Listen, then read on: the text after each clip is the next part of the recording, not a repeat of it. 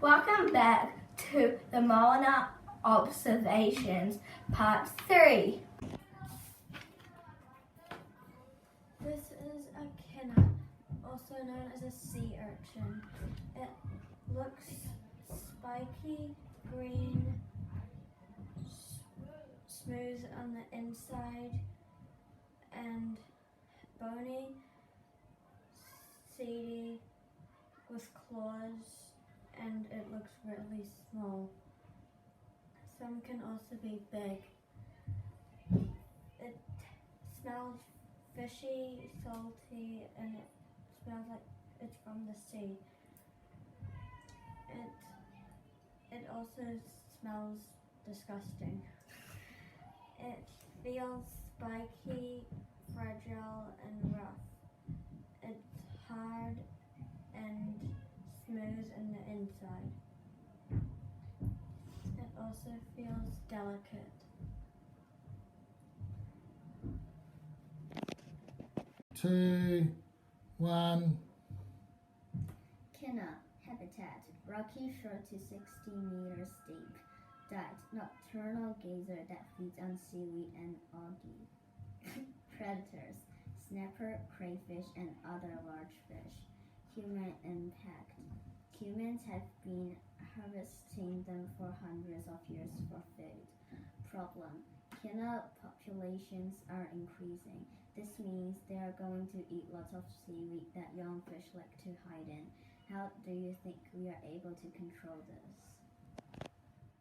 This is a starfish. It's orange and spiky.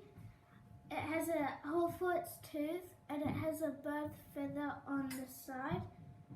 And it kind of looks like, some parts of it looks like a corn cob. And it smells a bit like honey, and it smells like it hasn't been in the water for that long. And we can't taste it because it's dead. And it feels like hard and spiky and rough, and it feels like cornflakes. Sea star. Its habitat, it spends most of its time buried in the seabed. Its diet, it eats mollusks and scrap foods that makes its way to the seafloor. Sometimes its predators are sharks, stingrays, and other sea stars. Its human impact is that you will find sea stars in aquariums because they are good at cleaning up. Info, they contain tetrodotoxin, the same deadly poison that pufferfish fugu have. This toxin can occasionally make its way through the food chain to humans. Did you know scientists find it hard to say starfish because they're not actually fish, they're invertebrates related to kinna? I think the pippy sort of looks like a shell. It has like a flaky outside. It's sort of like a white translucent color.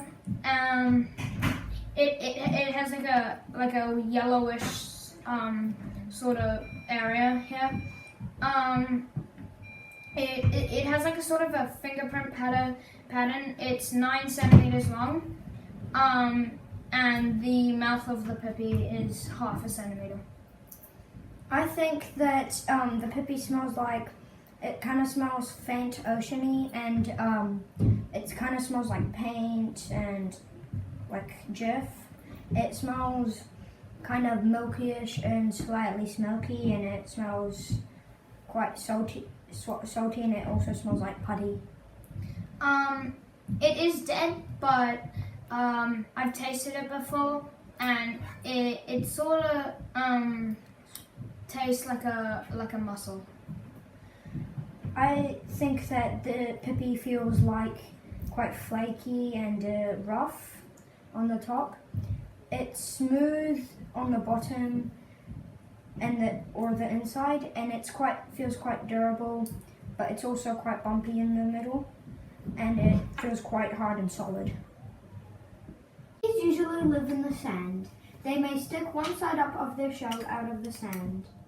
They are photofeeders, which mean that they suck water into their shell and filter plankton out to eat. Their predators are fish, crustaceans, crabs, and humans. Human impact. Humans have been harvesting them for hundreds of years for food. Info. Sometimes pipi bunch together into what is called a bed. Some pipis may have 1,000 to 2,000 individuals per square meter. Question. The daily limit for pipi collection is 150 per day. Although there is no size limit, it is recommended only large individuals be collected.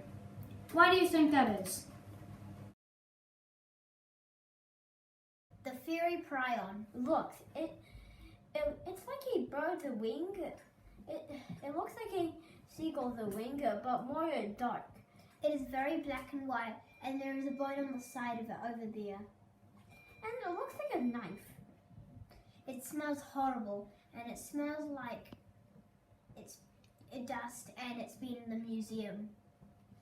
It is a very normal. Smells like a dust smell. Taste. You can't taste it because it's a bird wing. Yeah. It feels very fluffy and dry. It feels very fragile and delicate. The bones feel very dry and hard, and it's quite grey. Habitat. Live on offshore islands. It evacuates the burrows in the ground to nest. Diet. Shallows dive into the water to scoop out krill and small animals. Predators. Use it to live on the mainland until